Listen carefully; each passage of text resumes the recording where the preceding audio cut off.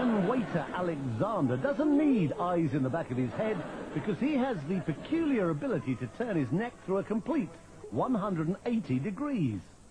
Normally the muscles and the vertebrae in the neck prevent that happening, but because of a peculiarity in his spine, Alexander has confounded orthopedic specialists for years. Many years ago, I started doing gymnastics, he says. That's when I noticed that my vertebrae seem to be very flexible and that I can turn my head farther than normal. I worked at it little by little, going a little farther each time, and one day I was able to turn my head all the way around.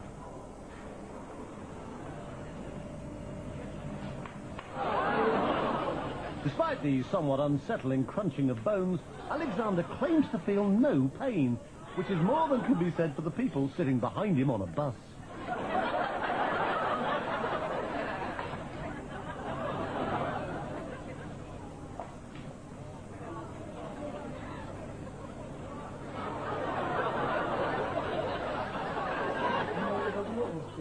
When I do it, it takes energy out of my whole body, he says. It requires 100% concentration.